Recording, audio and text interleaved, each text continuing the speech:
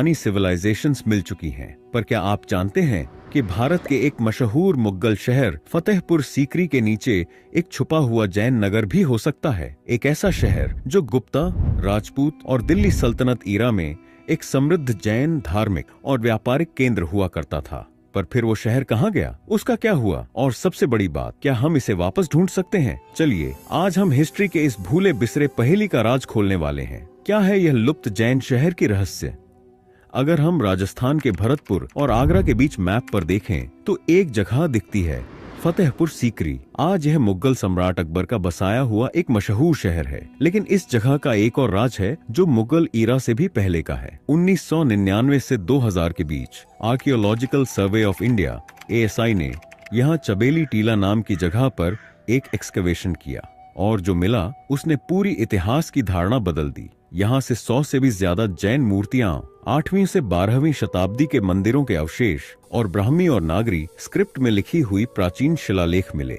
यह साफ इशारा करते हैं कि फतेहपुर सीकरी मुगलों से पहले भी एक समृद्ध नगर था और हो सकता है कि एक जैन नगर हो। लेकिन एक सवाल उठता है, अगर यहाँ एक बड़ा जैन शहर था तो वह एकदम से गायब कैसे हो गया? अगर हम भारत के प्राचीन इतिहास को देखें तो जैन धर्म काफी समय तक एक महत्वपूर्ण धार्मिक और आर्थिक बल था। जैन व्यापारी भारत के विभिन्न हिस्सों में ट्रेड और कॉमर्स का एक स्ट्रॉन्ग नेटवर्क बनाए रखे थे। और अगर हम मैप देखें तो फतेहपुर सीकरी का लोकेशन स्ट्रेटेजिक था। यह दिल्ली अजमेर गुजरात ट्रेड रूट का एक महत्वपूर्ण हिस्सा था। लेकिन हिस्टोरियंस के मुताबिक यहाँ जैन शहर होने की सबसे बड़ी संभावना है 8वीं से 15वीं शताब्दी ईस्वी तक। मतलब यहाँ जैन समाज शायद मुगल ईरा के शुरू होने तक रहा होगा। पर फिर एक वक्त आया जब मुगल सम्राट अकबर ने अपनी नई राजधानी यहाँ बसाई। हालांकि अकबर का धर्म और सांप्रदायिकता को लेकर इंक्लूसिव नजरिया था और जैन आचार्यों के साथ उसकी बातचीत भी रिकॉर्ड की गई है। लेकिन नए इस्लामिक शहर के विकास के कारण पुराने जैन मंदिर और बस्तियां धीरे धीरे दब गईं। इससे पहले भी यह जगह कई इन्वेडर्स के अटैक्स झेल चुकी थी। हो सकता है कि जैन समाज यहाँ से माइग्रेट कर गया हो या फिर उनका इतिहास धुंधला पड़ गया हो। लेकिन एक और सवाल उठता है, अगर यह शहर इतना ही महत्वपूर्ण था तो क्या हम इसे वापस ढूंढ सकते हैं? आज के समय में हिस्टोरियंस और आर्कियोलॉजिस्ट्स नए नए टेक्निक्स का इस्तेमाल करके प्राचीन इतिहास को समझने की कोशिश कर रहे हैं। चबेली टीला एक्सकवेशन सिर्फ एक छोटा सा प्रारंभ था, लेकिन नए विधियों का उपयोग करके हम और अधिक जान सकते हैं। ग्राउंड पेनिट्रेटिंग रेडर GPR इस टेक्निक का उपयोग करके बिना एक्सकवेशन किए जमीन के नीचे छुपे स्ट्रक्चर्स ढूंढे जा रहे हैं। यह टेक्निक हमें बताती है कि कहां पहले एक्सकवेशन करना ज्यादा उपयोगी होगा। लाइडार टेक्नोलॉजी सैटेलाइट्स और ड्रोन्स का उपयोग करके lidar light detection and ranging scans ground के नीचे छुपे स्ट्रक्चर्स को डिटेक्ट करने में मदद करता है। यह टेक्निक नए नए लॉस्ट सिटीज ढूंढने में काफी इफेक्टिव साबित हो रही है। हालांकि अभी तक ASI ने ऑफिशियली फतेहपुर सीकरी में इन टेक्निक्स का उपयोग नहीं किया है। टोटल स्टेशन सर्वेइंग और GIS मैपिंग, आर्कियोलॉजिस्ट्स GPS और मैपिंग टेक्नोलॉजीज का यूज करके एक्यूरेट 3D मैप्स बना रहे हैं, जिससे हम जैन शहर के असली स्ट्रक्चर का अनुमान लगा सके। लेकिन सवाल उठता है, अगर यह शहर सच में एक जैन ट्रेड और कल्चर हब था तो उस समय का व्यापार और संस्कृति कैसी थी?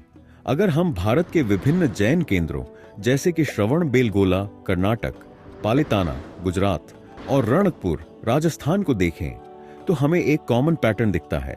ये सभी जगह व्यापार और धार्मिक केंद्रों का मिश्रण रही है।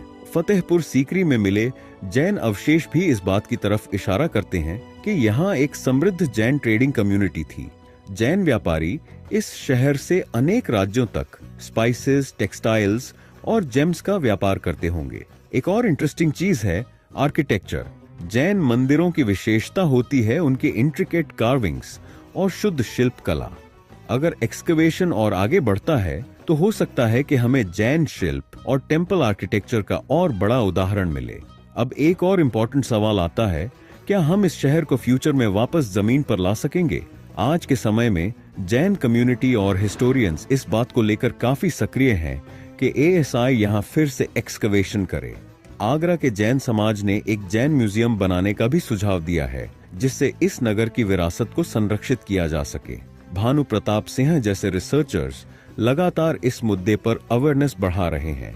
अगर पब्लिक और स्कॉलर्स का प्रेशर बढ़ा तो हो सकता है कि एक नए एक्सकवेशन का रास्ता बने। अब सबसे बड़ा सवाल आता है, हम कैसे मदद कर सकते हैं? अगर आप चाहते हैं कि ऐसे ऐतिहासिक साइट्स प्रिजर्व किए जाएं, तो यह काम सिर्फ हिस्टोरियंस या आर्कियोलॉजिस्ट्स का नहीं है, ये हम सबकी जिम्मेदारी है।